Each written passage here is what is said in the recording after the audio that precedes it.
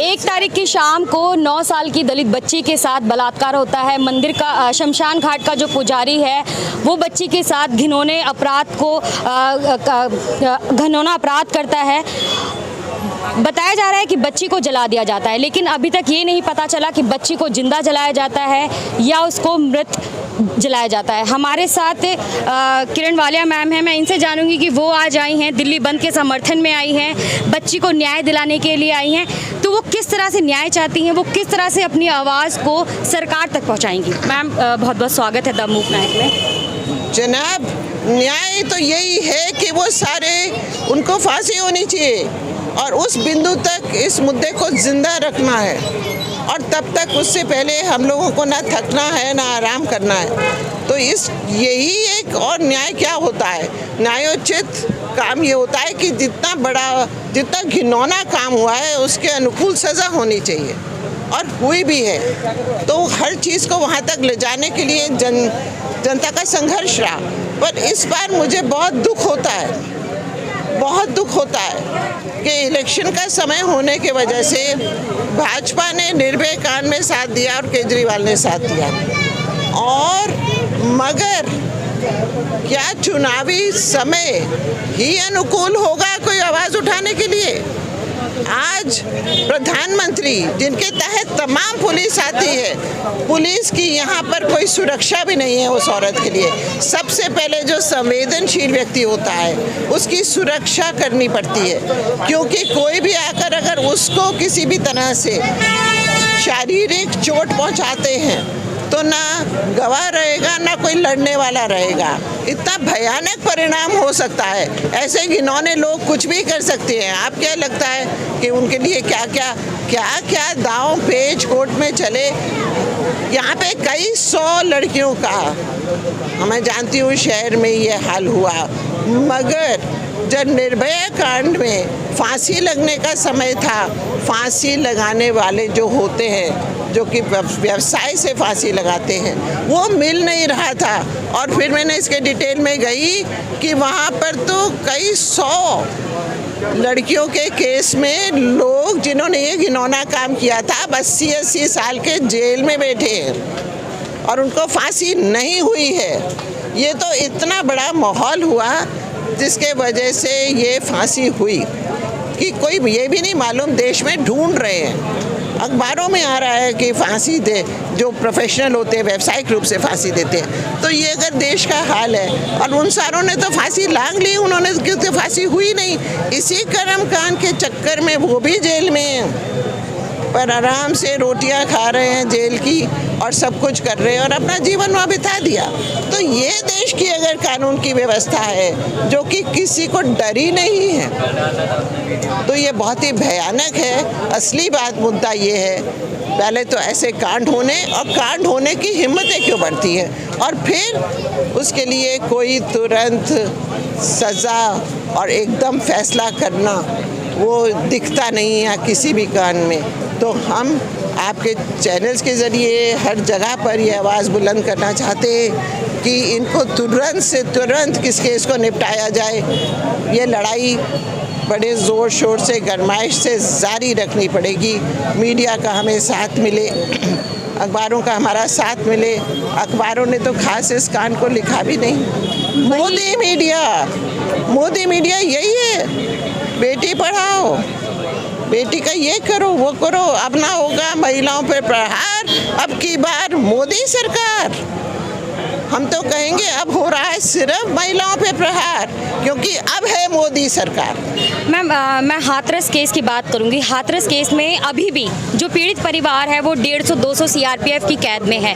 यहाँ पे आप देख सकते हैं कि रेप विक्टिम की जो माँ है वो खुले में बैठी है, उनको कोई सुरक्षा नहीं दी जा रही। ये किस तरह की मानसिकता दर्शाती है? आपने बिल्कुल सही कहा। मेरा मुद्दा आज दोबारा आने का ये था, क्योंकि मैंने पुलिस कमिश्नर से भी इस बात को उठाया है कि यहाँ पर उसको प्रोटेक्शन दें। प्रोटेक्शन नहीं दे रहे। आप सोच रहे हैं अंजाम तक क्या लेके जाएंगे?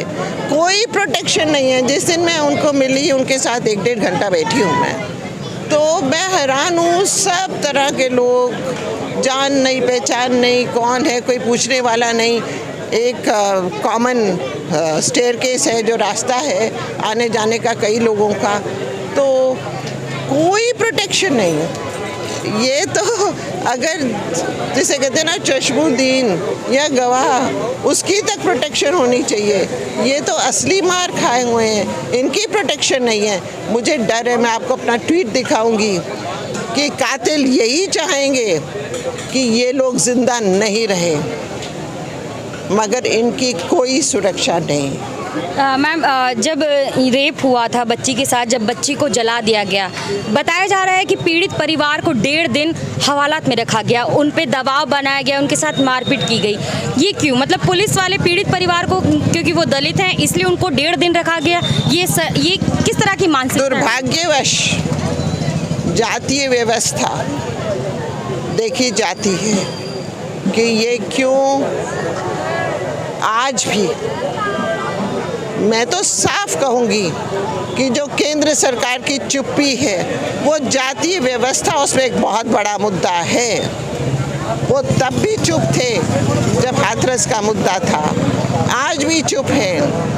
और अगर जातीय व्यवस्था यही है कि जो सो कॉल उच्च जातियाँ हैं, जबकि संविधान सबके लिए एक है, तो वो मैं सबको नहीं दोष दे सकती हूँ, मगर अगर वो इन किसी को भी कमज़ोर समझ के, कमज़ोर वर्ग समझ के दुष्कर्म करते हैं, तो इसका कई बार हमारे पास प्रमाण भी है। तो ये हर्षणीय है और इसके जितना हम विरोध कर सके, ये संविधान की बात है, ये संविधान का विरोध है। सीएए की सारी मूवमेंट में मैंने पूरा भाग लिया शाहीन बाग में, ये संविधान के खिलाफ है। संविधान ने जो हमको अधिकार दिए हम लेके रहेंगे। अंबेडकर साहब हों, गांधी हों, वो सब लोग जिनकी विचारधारा चाहे कांग्रेस की हो, तमाम सोशलिस्ट पार्टी की हो, मैं कहूँगी एक अकेली नहीं, तो वो विचारधारा क्या है? वो हमारी संविधान की विचारधारा। संविधान बचाओ। मैम, यहाँ की सांसद जो है मीनाक्षी लेखी जी हैं, उनका इस मामले पर अभी तक कोई बयान नहीं आया। महिला आयोग जो खुद रेखा शर्मा जी हैं, उनका इस मामले पर कोई बयान नहीं है। क्या क्यों? मतलब कि एक दलित की बेटी है इसलिए बयान नहीं है, या कुछ अलग ही है उनका? दिल्ली महिला आयोग की भी जो हैं, वो भी एक औपचारिक रूप से यहाँ आई। क्या वो नहीं देख के गई हैं? पुलिस नहीं है क्या? उनको नहीं मालूम कि मापदंड क्या क्या हैं? उसके बाद एक्शन क्या लिया? तो ये दिखावा मात्र दिल्ली सरकार और केंद्र सरकार तो दिखावे की भी जरूरत नहीं समझ रही। सुना है केजरीवाल जी कुछ घोषणा कर गए थे, 10 लाख रुपए की करके गए, पूरी नहीं हुई है। सुना है, कितनी शर्म की बात, ये पूरी नहीं हुई। कोई उनसे मांगने जाएगा, अरे भैया हमें नहीं चाहिए तुम्हारे 10 लाख, तुम न्याय दिलाओ। तुमने वो भी झूठा एक आश्वासन दिया, तो इससे छोटी चीज़ क्या हो सकती है कि जो इतना, और वो भी सरकार की तरफ से देना था। मैम, कल यहाँ पर 2 बारी स्टेज को तोड़ने की कोशिश की। आरोप बताया जा रहा है कि बीजेपी के कार्यकर्ता थे जो हथियार लेकर आए थे। मतलब ये क्या है? क्या वो नहीं चाहते कि बेटी को न्याय मिले, या वो अपनी ही इसी राजनीति के चलते आगे और सत्ता में अपना दबदबा बनाना चाहते? नहीं चाहते ना, इनकी पूरी सोच बूझ में महिला का स्थान ही नहीं, और महिला के बारे में हमेशा कमज़ोर, उसका किसी भी तरह से शोषण और सब बात। तो ये हमें कुछ भी नहीं, छोड़ो जातीय व्यवस्था, आप संविधान को लागू करो। आप प्रधानमंत्री हो, आप संविधान के रक्षक हो, और संविधान की यहाँ पे धज्जियाँ उड़ रही हैं। और संविधान ने इसीलिए विशेष अधिकार, विशेष प्रबंध करे हैं।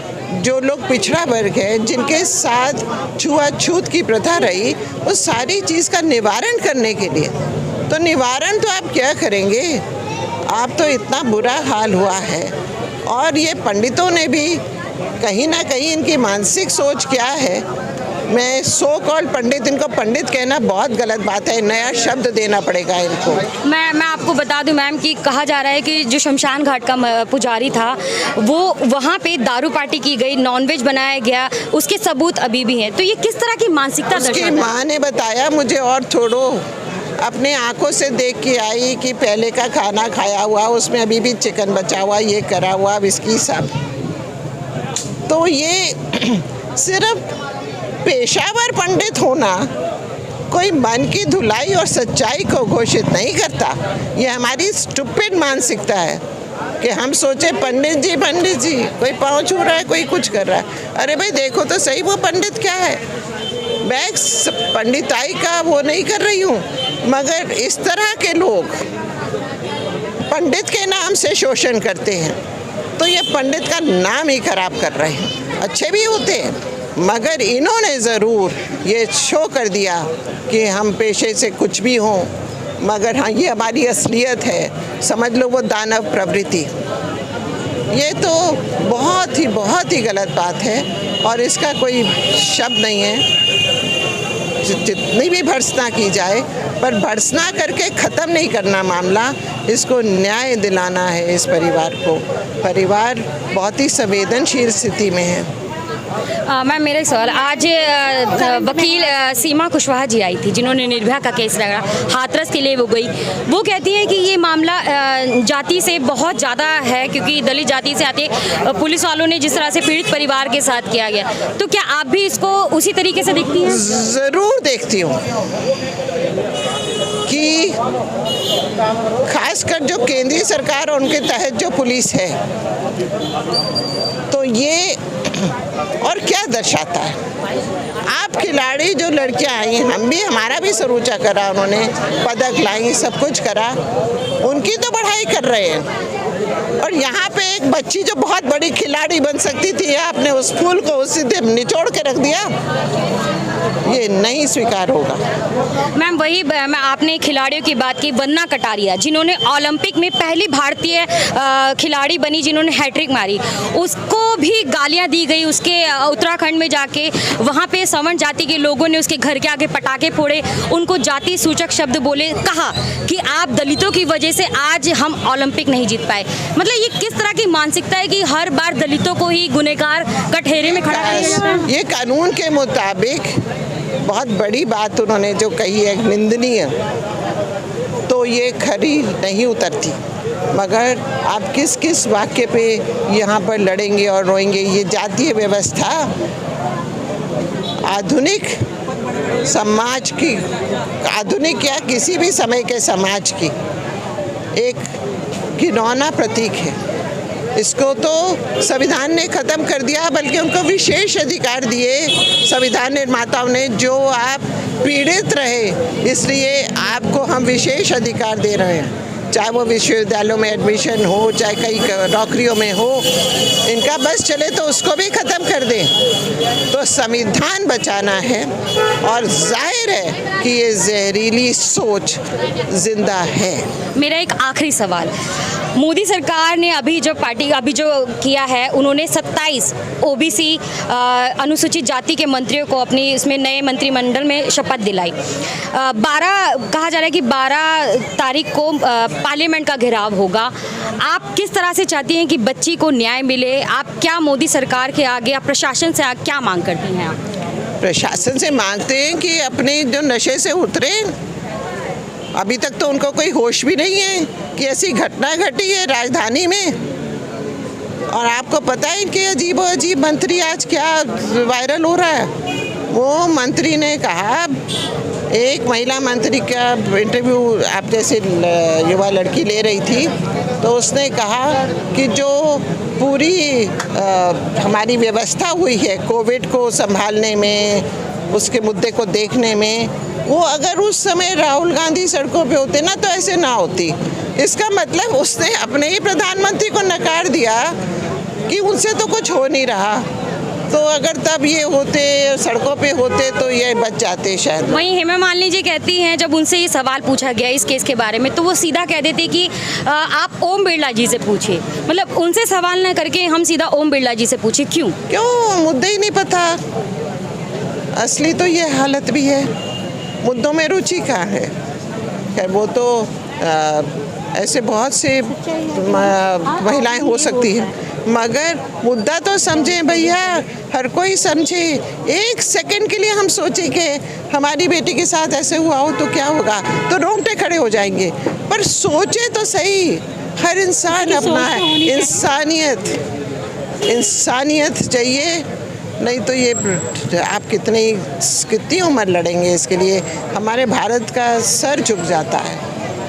आप किस तरह से न्याय चाहती हैं, मेरा आखिरी सवाल।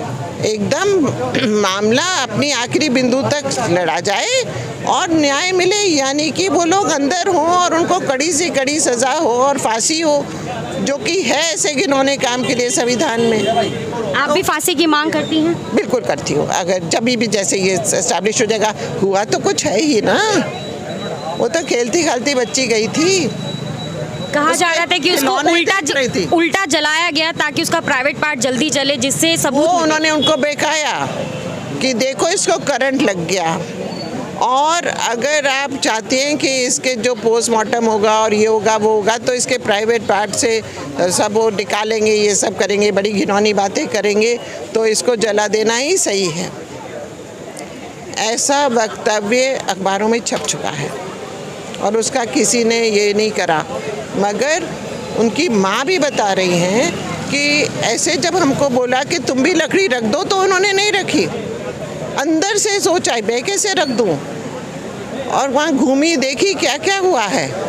तो ये माँ की अंतरात्मा बोली है कि मैं कैसे लकड़ी रख दूँ, बोला तुम लकड़ी दाह करो, अग्नि दाह करो। इतना ड्रामा। डराया गया उस बच्ची की माँ को कि आप डॉक्टर के पास जाएंगी तो वो बच्ची की किडनी निकाल लेगा, उसका जी हाँ, मेरी उनसे डिटेल बात हुई है, ये सब सच है।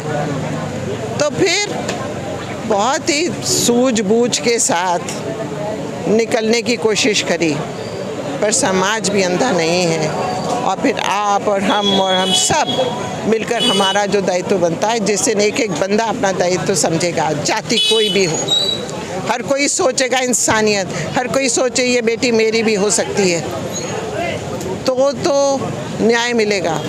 और ये प्रचार इसका जितना हो और इसको चलाए रखना हमारा सबका कर्तव्य है। आंखों से नींद नहीं आनी चाहिए जब तक हम इस कर्तव्य को नहीं निभाते। तो ये थी किरण वालिया मैम, जिन्होंने एक ही मांग की कि आरोपियों को जितनी जल्दी हो सके उनको फांसी दी जाए। इनका एक कहना था कि मोदी सरकार नहीं, ये एक वहशी दरिंदों की सरकार है, जिसके खिलाफ जितनी आवाज़ उठाया जाए वो कम है। बहुत बहुत शुक्रिया मैम।